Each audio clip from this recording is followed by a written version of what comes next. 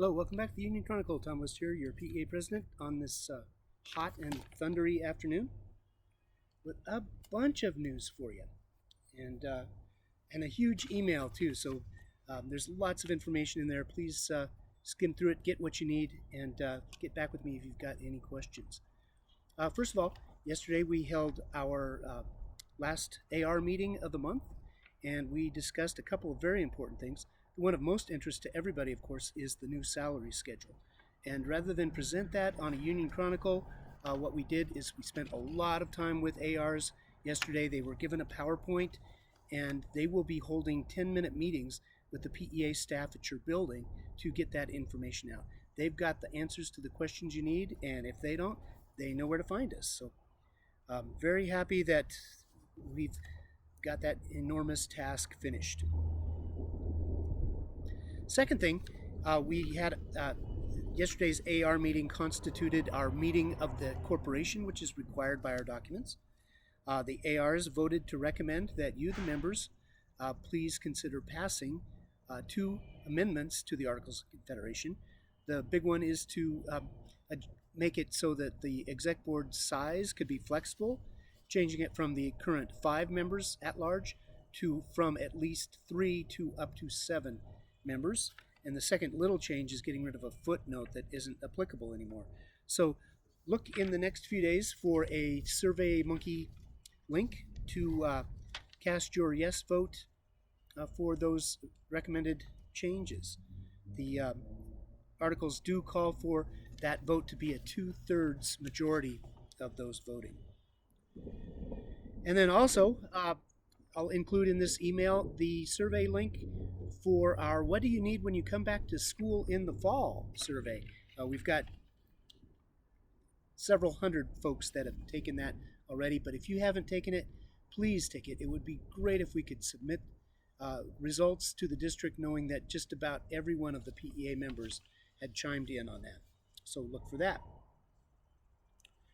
Then late last night, we got word from the governor that he would allocate $1.7 billion in federal CARES Act money to support local governments in the COVID-19 pandemic.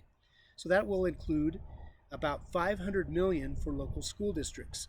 If I've done the math right, that works out to about $15 million for PSD. So that is awesome news. It's good news, but we still haven't had the other shoe drop yet. We don't know what cuts we will face when the legislature gets back into session, but it certainly does help. Those funds do come with strings attached, as all federal money does, and we'll find out more information in the coming days about what that means for our budget for next year. In other news, you should have received an email this morning about the required modules that we all have to do every year, the training modules, bloodborne pathogens, mandatory reporting, things like that. Remember a couple years ago, the required 4 modules turned into 8, and we kind of wondered about that. Well, PEA dealt with that for you at our issues resolution meeting, and the district has helped the situation by purchasing a subscription to a platform called Safe Schools that many districts use to do this required training. Remember in the past, those trainings involved kind of cheesy PowerPoints and everybody sharing the answers. Yes, they are required, but that doesn't mean it's just another hoop to jump through. This is important information that we are all legally required to know. So I think that you'll find that the Safe Schools platform will get you that training, do it in the minimal amount of time, and you've got until October to get those done. And those are just the required trainings. Safe Schools has a bunch of interesting trainings on their platform that you should check out.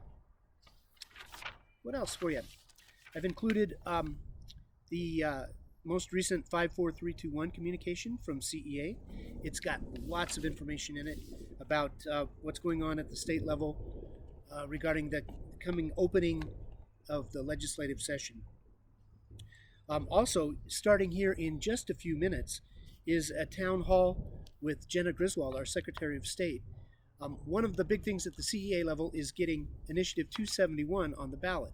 This would be change in our taxation system in Colorado, and we were stymied with how to get signatures in this quarantined world. Governor Polis issued an executive order allowing signatures to be gathered by petition collectors using email. This would be huge, so stay tuned for that. A lawsuit was filed to stop that this morning, so hopefully Secretary of State Griswold will give us some more information about that. Then finally, Rachel Quist, our good friend at California Casualty, has a flyer that I have put in the email at the bottom. You can get a $25 Amazon gift certificate just for asking for a quote. That's for for brand new customers. If you're an existing customer, there's information on there about the ability to skip a couple of insurance payments. I know that's a lot of information, and I know I've probably left something out, but that's what I've got for you. Take care, and we will talk to you soon. Bye-bye.